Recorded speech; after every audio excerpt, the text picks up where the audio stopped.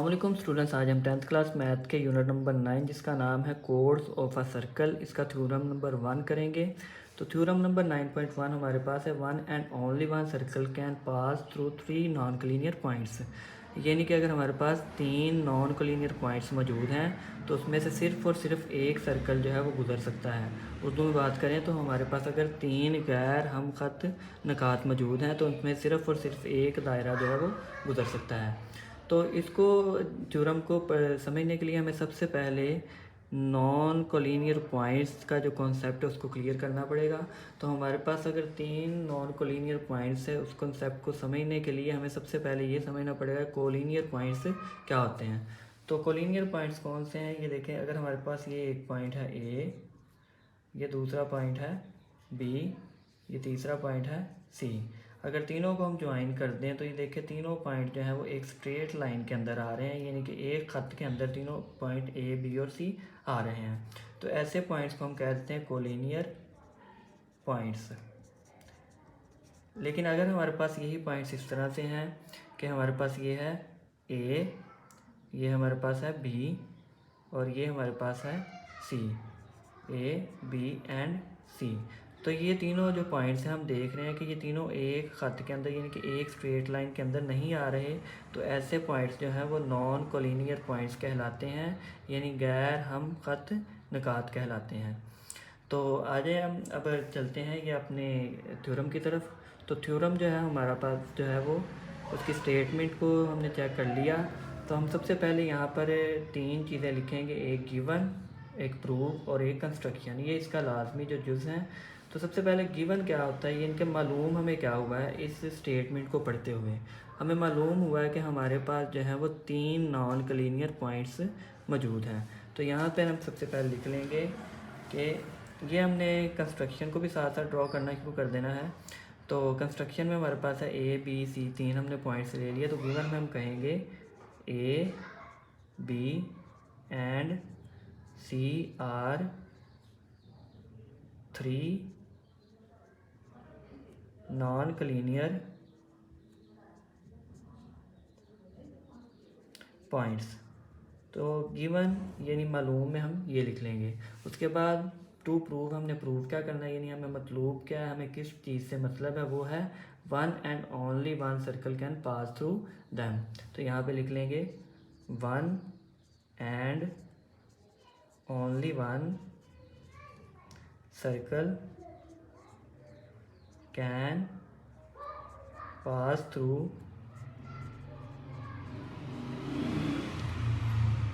Three non collinear points A B and C. तो ये हमारा जो है इसमें टू प्रूफ में आ जाएगा, यानी कि हमें इस चीज़ से मतलब है कि ये तीन पॉइंट ए बी और सी जो हैं वो एक सर्कल में से गुजर सकता है सिर्फ और सिर्फ। तो इसके बाद हमने कंस्ट्रक्शन की तरफ आ जाना। तो कंस्ट्रक्शन में हमने सबसे पहले क्या काम करना है कि हमने इन तीनों पॉइंट्स को आपस में ज्वाइन कर देना है, यानी कि ए को हमने कर देना है बी के साथ और बी को कर देना है सी के साथ। तो जैसे जैसे हम कंस्ट्रक्शन करते जाएंगे वैसे वैसे ही हम साथ साथ लिखते जाएंगे। तो हम यहाँ पे लिख लेंगे join A with B and B with C. तो सबसे पहला हमने काम ये कर लिया कि ए को बी के साथ मिला दिया और बी को सी के साथ मिला दिया। नेक्स्ट हमने क्या करना है, नेक्स्ट हमने ए बी और बी सी, इन दोनों जो लाइन है हमारे पास, इन दोनों जो खत हैं इनके ऊपर हमने राइट बाय सेक्टर गिराने हैं, यानी कि हमने इसको दो हिस्सों में तकसीम कर देना बराबर। एक ऐसी लाइन इनमें लगानी है जो इनको दो बराबर हिस्सों में तकसीम कर दे, ए बी को भी और बी सी को भी। दोनों के लिए अलग अलग लाइन लगाएंगे और वो इनके साथ 90 का एंगल भी बनाएं। जैसे यहाँ पे अगर हम देखें तो यहाँ से मैं ए बी के दरमियान में से एक लाइन ये ऐसे लगा दूँगा। तो ये देखें इसको ए और बी को दो हिस्सों में डिवाइड भी कर रही है और इसके साथ ये 90 का एंगल भी बना रही है। इसी तरह मैं बी और सी को भी कर दूँगा। तो ये सेंटर में से ही देख लें, ये दो हिस्सों में डिवाइड भी कर रही है और साथ 90 का एंगल भी बना रही है। तो इस जो दो हमने लाइनें लगाई ड्रॉ की हैं जिसने ए बी को जो है वो दो हिस्सों में डिवाइड कर दिया है, इसको हम कह देंगे यहाँ पर ये पॉइंट कह देंगे हम डी है, जो यानी कि ए और बी का सेंटर है। और इस तरह से जहाँ पे ये कट किया है इसने दूसरी वाली लाइन को, इसको हम कह देंगे कि ये हमारे पास पॉइंट है ओ। और ये जिसने बी और सी को दो हिस्सों में डिवाइड कर दिया है, इसको हम कह देंगे कि ये जो सेंटर में पॉइंट आ रहा है इसका हम नाम रख देंगे एज। ठीक है, तो इसी तरह से ये एरो जहाँ पे जा रहा है, एरो का जो एंड पॉइंट है, एंड तो वैसे कोई नहीं होता एरो का, यहाँ पे हम इसको कह देंगे एफ और इसको हम कह देंगे के। यानी कि यहाँ हम लिख देंगे कंस्ट्रक्शन के अंदर कि हमने ए बी के ऊपर एक राइट बाइसेक्टर जो है वो गिराया है और इसी तरह से बी सी के ऊपर एक राइट बाइसेक्टर गिराया है। तो यहाँ पे हम लिखेंगे draw D F right bisector to A B and H के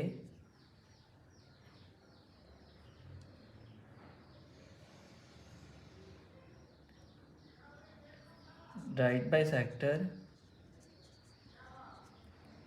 टू बी सी। तो ये देखें ये हमारे पास ए बी है, ए बी हमने ये हमारे पास ए बी है, ए बी आ गया, इसको हमने राइट बाइसेक्टर इसके ऊपर गिराया है डी एफ। तो ये देख लें ये डी एफ। ठीक है, इसी तरह से दूसरा जो है वो देखें बी सी है, बी सी हमने किसके बी सी के ऊपर कौन सा हमने राइट बाइसेक्टर गिराया है एच के। तो ये देख लें बी सी है, इसके ऊपर आ गया एच के। ठीक है, तो नेक्स्ट हम देखते हैं कि ये दोनों जो हैं एच के और डी एफ, ये दोनों एक नुक्ता ओ पर आपस में मिल रहे हैं और इंटरसेक्ट कर रहे हैं। तो यहाँ हम लिख देंगे next so D F and H के are not parallel and they intersect each other at point O। तो ये देखिए दोनों इस पॉइंट O पर इंटरसेक्ट कर रहे हैं एक दूसरे को। नेक्स्ट हमने लास्ट में लिख देना है also join A B and C with. तो ये ए बी और सी इन तीनों पॉइंट्स को भी हमने जो है वो मिला देना है ओ के साथ विद ओ। तो ये हम मिला देते हैं ओ के साथ, इस तरह से मिला देंगे। ये देखें यहाँ से भी हम मिला देंगे ऐसे करके, यहाँ से भी मिला देंगे ऐसे और यहाँ से भी मिला देंगे। तो हमारी यहाँ पे कंस्ट्रक्शन भी कंप्लीट हो जाएगी। अब हम देखें ये ए बी और सी जो है ओ रेडियस का हम इन तीनों को मिला के एक सर्कल जो है वो ड्रॉ कर देंगे इस तरह से। देखें ये कुछ इस तरह से सर्कल जो है वो ड्रॉ हो जाएगा। ठीक है, इसके बाद हमने आ जाना है अपने स्टेटमेंट और रीजंस की तरफ। तो ये हमारा एक बड़ा इम्पोर्टेंट जो मरहला है, इसमें हमने स्टेटमेंट्स में कुछ बयानात लिखेंगे और फिर उसके सामने उसके दलाइल देंगे, रीज़न बताएंगे। तो यहाँ पे नंबर 1 जो हमारे पास सबसे पहले आ जाती है बात वो ये है कि एवरी पॉइंट, यहाँ पे हम लिखेंगे every point on D F is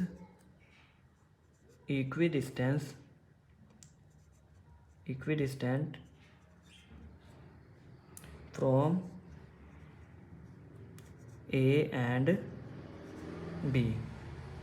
यानी कि ये हमारा जो डी एफ है इसका हम कोई भी पॉइंट ले लेते हैं, यहाँ से ले लें, यहाँ से ले लें, यहाँ से कहीं से भी ले लें, तो उसका डिस्टेंस जो है वो ये ए और बी से जो है वो बिल्कुल बराबर है। अगर हम ये पॉइंट लेते हैं तो यहाँ से भी बराबर होगा, यहाँ से बराबर होगा। ये पॉइंट लेते हैं तो ये यहाँ से बराबर होगा, यहाँ से भी बराबर होगा।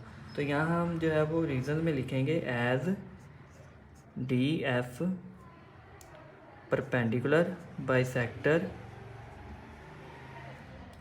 टू ए बी, क्योंकि वो ए बी का बाइसेक्टर है। और ये हमें कहाँ से पता चलता है? ये हमें पता चलता है कंस्ट्रक्शन से।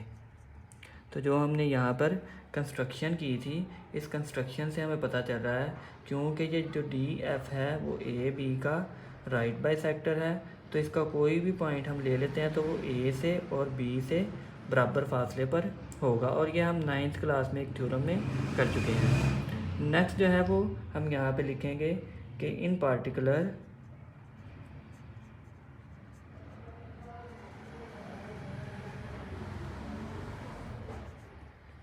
ए ओ ए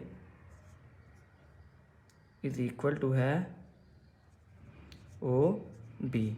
यहाँ पे एम से मुराद है मेजर्ड, यानी कि इनकी अगर मेजरमेंट हम करते हैं ओ ए और ओ बी की, तो ये हमारे पास पॉइंट ओ है, ओ से ए और ओ से बी, तो ये दोनों आपस में क्या हैं?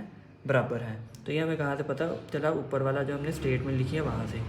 नेक्स्ट हम इसी तरह जिस तरह हमें ये पता चला कि ओ ए और ओ बी बराबर हैं, यही काम हम दूसरी वाली जो हमारे पास ये ट्राइंगल बन रही है बी ओ सी, इसको देखते हुए करेंगे। तो यहाँ पर हम लिखेंगे बिल्कुल यही वाली लाइन हम इस तरह लिख देंगे, एवरी पॉइंट ऑन, अब डी एफ की जगह पे क्या लिखेंगे? एच के इज़ इक्वी डिस्टेंट फ्रॉम, इसमें अब कौन से दो पॉइंट आ रहे हैं? बी और सी। यहाँ पे लिखेंगे फ्रॉम बी एंड सी। यहाँ पे हमने लिखा था फ्रॉम ए एंड बी, तो ये आ जाएगा बी एंड सी। यहाँ पे भी हम बिल्कुल इस तरह की जो दलाइल में लिखेंगे जो हमने रीज़न ऊपर लिखा था। तो ऊपर हमने लिखा था डी एफ, यहाँ पे लिखेंगे एच के परपेंडिकुलर बाइसेक्टर टू, किसके आ जाएगा? B C. तो ये हमें कहाँ से पता चला कि बी सी के ऊपर ये परपेंडिकुलर बाइसेक्टर है, तो इसका कोई भी पॉइंट हम कहीं पे भी लेते हैं तो वो सी से और बी से हम फासला होगा, यानी कि इक्वी डिस्टेंट होगा। तो इसका मतलब है कि अगर वो किसी भी पॉइंट से इक्वी डिस्टेंस है तो वो फिर पॉइंट ओ से भी बी का फासला और सी का फासला क्या होगा? बराबर होगा। तो ये हमें पता चलता है कंस्ट्रक्शन से।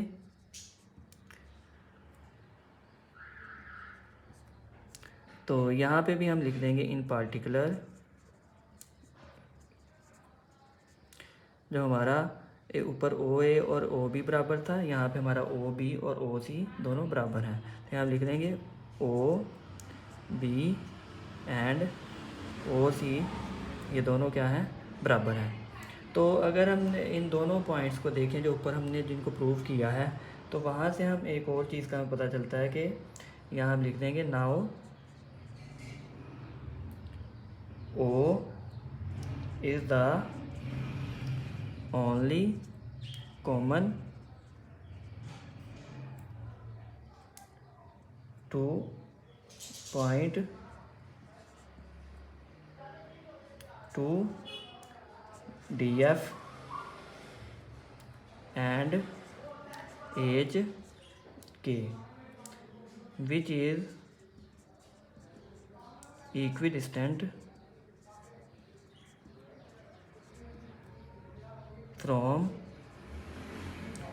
A, B and C। तो देखें, इसका मतलब ये है कि अब हमें पता चला कि O जो है वही एक कॉमन पॉइंट है जो कि DF और HK से जो है वो K में कॉमन है। यानी कि देख लें, ये हमारे पास है DF, ये हमारे पास HK है, तो ये पॉइंट दोनों में कॉमन आ रहा है जहाँ पे ये इंटरसेक्ट करे, और वो कौन सा पॉइंट है? O। तो which is equi distance from A B C, तो ये जो पॉइंट O है वो A B और C तीनों के बराबर फासले पर है, यानी कि तीनों के इक्वी डिस्टेंट है। तो ये इसलिए हम यहाँ पे लिख सकते हैं कि हमारे पास जो OA है वो बराबर है OB के, और वो बराबर है OC के। तो यहाँ पे हमने ये लिख देंगे। तो तीनों हमारे पास जो है वो बराबर हैं। और ये हमें कहाँ से पता चला? ये हमें पता चला है अपने पॉइंट नंबर 1 और 2 से। तो यहाँ हम लिख देंगे, ये हमारा पॉइंट नंबर जो 1 था वो ये था कि ओ ए और ओ बी जो है वो बराबर हैं। और पॉइंट नंबर 2 हमारा था कि हमारा ओ बी और ओ सी जो है वो बराबर हैं। तो ये हमें पता चला जी पॉइंट नंबर फ्रॉम 1 एंड 2। तो ये हमें जो है वो पता चल गया यहाँ तक कि ये तीनों जो है वो बराबर हैं। तो इसका मतलब हाउएवर देयर, यहाँ पे लिखेंगे however there is no such other point except O, यानी कि ओ के अलावा और कोई पॉइंट नहीं। अगर ओ के अलावा कोई और पॉइंट भी होता तो एक और दायरा भी इन तीनों पॉइंट्स में से गुजर जाता। तो यहाँ पे ओ के अलावा और कोई ऐसा पॉइंट नहीं है। तो इसका मतलब है कि इसमें से एक से ज़्यादा दायरे नहीं गुजर सकते। तो हम नीचे लिख देंगे hence a circle with centre O and radius O A.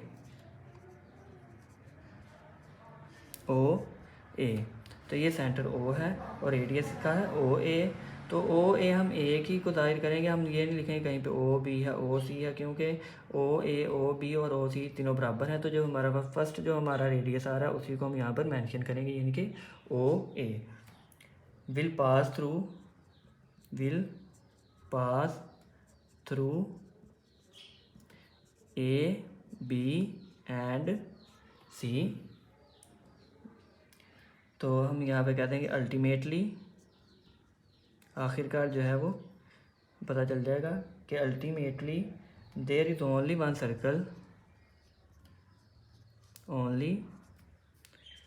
Circle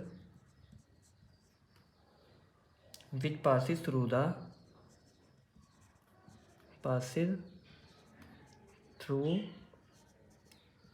the given points A, B and C। तो यहाँ पे हमारा जो थ्योरम है वो कंप्लीट हो जाता है। उम्मीद है कि आपको समझ लगी होगी। तो अगले थ्योरम के साथ नेक्स्ट वीडियो मिलेंगे। तब तक के लिए अल्लाह हाफिज़।